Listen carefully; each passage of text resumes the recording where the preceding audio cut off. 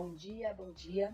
Vou tentar resumir um pouquinho dos destaques da semana, mas eu confesso que para mim será difícil. Primeiro, quero começar aí com a participação do presidente Lula na ONU, onde ele tratou da pauta verde, economia verde, transição energética, mas ele também pontuou a questão, ele foi destaque, a questão da geração de emprego, desenvolvimento da sociedade, que é uma outra bandeira do governo do presidente Lula. Mas eu quero colocar um parênteses aí, abrir um parênteses, que no final de semana, para segunda-feira, tinha uma especulação aí de que o cenário, com a ida do Lírio Pacheco nessa missão à ONU, a pauta do Congresso estaria esvaziada, fria. Mas, ao meu ver, não foi isso que aconteceu. Pelo contrário. Mas puxando o gancho aí na pauta da ONU, a pauta ambiental está a todo vapor. O governo se enxergando como a galinha dos ovos de ouro nessa pauta. E, de fato, é o carro-chefe, né? O Brasil, na questão ambiental, é o carro-chefe. Pelo que tem hoje, né? O único país com um código florestal, que tem ali as leis ambientais na questão da produção, a crescente escala na produção de biocombustíveis, né? Produção do agro cada vez mais sustentável, essa linha de sustentabilidade, a nossa floresta, né? O nosso território vasto e um campo aí em escala crescente das energias renováveis, né? Então o Brasil, ele tem uma alta capacidade e hoje ele tem essa capacidade alta e tem muito mais, né, nesse sentido. Por isso, o presidente Lula está reforçando a cada dia essa pauta como a sua principal bandeira de governo, né? A sua principal bandeira do governo. Os pontos principais que o governo está trabalhando em torno são os números para a COP que será sediada no Brasil, no Pará.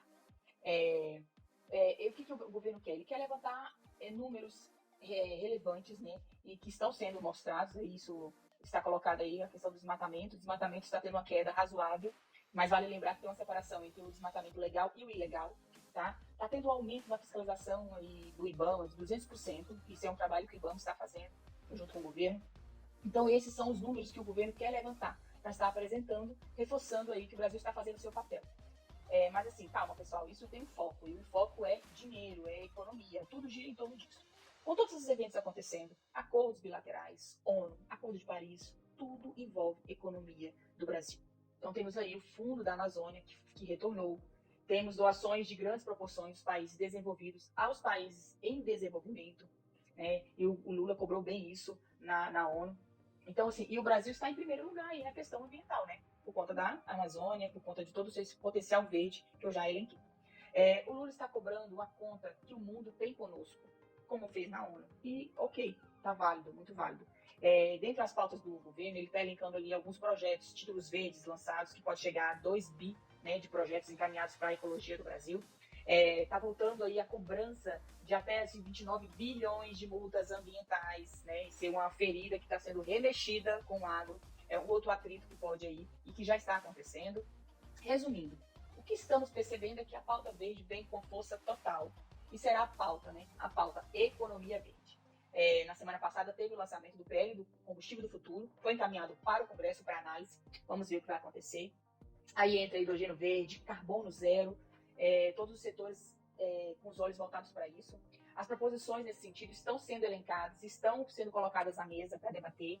E quando tem fumaça, né, na política, a gente tem que entender que é hora de sentar e dialogar. É hora de sentar e construir consenso, construir ali o diálogo, porque não vai parar. Essa é a bandeira e ela vai acontecer, né?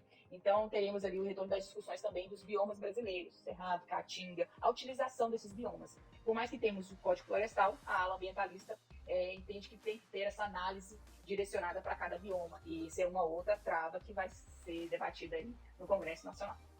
Mas ainda com a pauta em torno do governo, da esplanada, do Lula, vou só reforçar aqui um pouquinho da reforma ministerial, né? O PP se organizando com os cargos da Caixa, a questão do PP e republicanos ali estarem ou não, de fato, na base do governo, né? Essa é uma questão ainda, que muitos discordam. Lira fala uma coisa, o Ciro Nogueira, como presidente nacional do partido, fala outra coisa. Republicanos tendo que dar ali explicações em torno se vai entrar na base ou não do governo Lula no Congresso. Até que ponto a base do governo ampliou ou não na Câmara de forma sólida, né? Mas, vou colocar mais um parênteses aí, não tem cabresco, né? Em voto não tem cabresco. No ponto de vista político, você tem base quando se rega periodicamente. não por um fato isolado, né? Aí tem muita água que tem que passar debaixo dessa ponte e tem muito conversas e acordos ainda. Então, para a gente concluir que, de fato, o governo tem uma base ampla e sólida hoje, confiável, não. Na minha opinião, não. Isso é algo que oscila muito de acordo com o humor e tratativas dentro do Congresso. Então, isso é uma atenção que eu coloco. Mas, voltando às negociações do PP, tem as notícias, especulações de que ele estaria negociando os cargos da Caixa Econômica com outras bancadas, como o PSDB. É inteligentíssimo, né? Ninguém governa sozinho. Mas, assim, a gente entende que o Lira, o PP, está ampliando a sua base centrão. Tá? E assim ele pode trabalhar melhor no futuro, melhorando o humor ali e a alegria, a felicidade dos seus colegas, né? Para trabalhar outras pautas. Mas não que isso, de fato, seja a base do governo, né? No meu entender.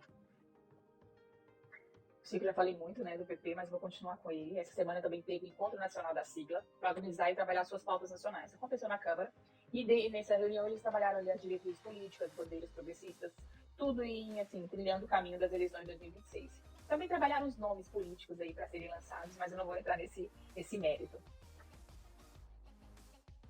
Já tratando um pouco da pauta do Congresso, o Senado teve uma pauta relevante aí na questão, né, dessa semana, e teve uma dobradinha com o STF, com o Supremo Tribunal Federal, no tema marco temporal, que trata das demarcações de terras indígenas. A CCJ tinha a perspectiva de votar essa semana, mas não teve, adiou a votação para a próxima semana. Porém, o STF analisou, o STF julgou, né, terminou esse julgamento que se iniciou em 2021, se não me engano, e finalizou o julgamento contra o marco temporal, ou seja, ele criou aí um atrito enorme com o Legislativo, pois as casas analisam a matéria, analisou na Câmara, está no Senado agora, mas o Supremo quis legislar, né? O Supremo legislou mais uma vez aí em cima do Congresso. Vamos ver se na próxima semana a CCJ do Senado envia uma resposta ao Supremo, né? Votando o parecer do PL que está em tramitação na CCJ. Vai ser uma resposta. Vamos ver e vamos aguardar se isso vai acontecer. Continuando no Senado, temos a reforma tributária, que ainda permanece em discussões, em articulações. Aconteceu algumas audiências públicas em torno da construção do acordo. O momento é de ouvir o setor de serviço, produção, setor público, né, na questão técnica também. E um dos assuntos abordados é a questão da partilha de receitas. Enfim, eles estão trabalhando esses acordos aí. A previsão é de que tenha a entrega do relatório, né, na primeira semana de outubro, mas nessas últimas semanas de setembro e início de outubro, os senadores estão traçando os acordos em torno das emendas que serão apresentadas ao senador Eduardo Braga, né? E para isso, fechar ali o pacote e poder analisar essa matéria tão relevante. Se tiver alteração, retorna para a Câmara dos Deputados. Pontuando outras pautas dessa semana, ainda no tapete azul, temos a CPI do 8 de janeiro, que continua aquela novela lá, né?